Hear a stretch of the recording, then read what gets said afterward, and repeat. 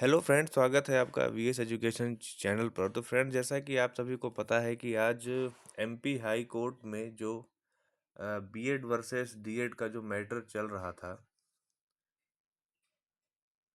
जिसमें कि फाइनल जो सुनवाई थी वो 24 अप्रैल 2024 को हुई थी। ठीक है।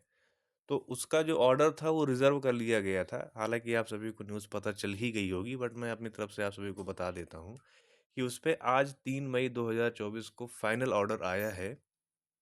उस ऑर्डर की कॉपी अभी मुझे नहीं मिल पा रही क्योंकि साइट बहुत ज़्यादा बिजी हो गई है। जैसे ही ऑर्डर की कॉपी मुझे मिलेगी तो मैं उस पे भी बात करूँगा। बट शॉर्ट न्यूज़ आपके लिए ये है कि यहाँ पर जो बीएड है उसके फेवर में माननीय हाई कोर्ट ने जजमेंट दिया है। तो उन्होंने बेसिकली 2-3 पॉइंट्स को जो बेसिस है उन्होंने बनाया था। मैंने एक पिछली वीडियो भी आपको बताई थी, जिस पे मैंने सब्जेक्ट टू आउटकम वाली बात को लेकर भी चर्चा किया था। तो उन्होंने उसी चीज़ को वहाँ पर मेंशन किया। मतलब जो बीएड के वकील थे उन्होंने वही आर्गुमेंट वहाँ पर दिया। उन्होंने बेसिकली ये चीज़ रखी कि सब्जेक्ट टू आउटकम वाला जो फैक्टर है वो उन बीएड कैंडिडेट्स के लिए था जो खुद हाई कोर्ट गए थे अपनी याचिका को, मतलब जैसे अगर उनको राजस्थान गवर्नमेंट ने अपने बाहर कर दिया है, तो वो जैसे राजस्थान गवर्नमेंट ने या किसी भी गवर्नमेंट ने अगर बीएड को अपने एडवर्टीजमेंट से बाहर कर दिया प्राइमरी में, तो अगर बीएड वाले हाई कोर्ट जाकर स्टे ले लेते हैं या फिर वो इस चीज़ के लिए ऑर्डर करा लेते हैं कि उन्हें फ़िलहाल एग्ज़ाम में बैठने दिया जाए, और भविष्य में जो ऑर्डर होगा, जो देवेश शर्मा वाला जो मैटर चल रहा था, तो अगर वहाँ से कुछ ऑर्डर निकल कर आएगा तो फिर उस चीज़ को वहाँ पर स्वीकार किया जाएगा।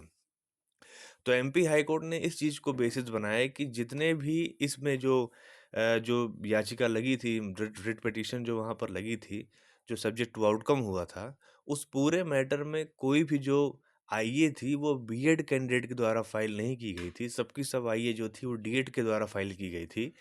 इसलिए जो सब्जेक्ट टू आउटकम वाला जो कंडीशन माने सुप्रीम कोर्ट के 8 अप्रैल के जजमेंट में रखा गया था, वो कंडीशन यहाँ पर वैलिड नहीं होती, या फिर आप कह सकते हैं कि अप्लाई नहीं होती है।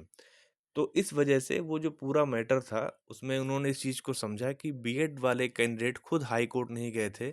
यानी कि वो इनिशियल फेज जब से नोटिफिकेशन आया था तब से मतलब बीएड वालों को गवर्नमेंट ने परमिट किया, डीएड वालों को भी परमिट किया। दोनों को एग्ज़ाम में बैठने दिया गया और जो एग्ज़ाम को क्वालिफाई किया, जो भी मेरिट में आया, उसको वहाँ पर नियुक्ति दी गई। इसलिए ये जो मैटर है वो पूरा का पूरा मैटर इस बात पे डिसाइड किया गया है कि अगर डीएड बीएड के कैंडिडेट अगर कोई माननीय हाई कोर्ट में याचिका लगा के भर्ती में शामिल हुए होते तो वो वहाँ पर उनको बाहर किया जाता।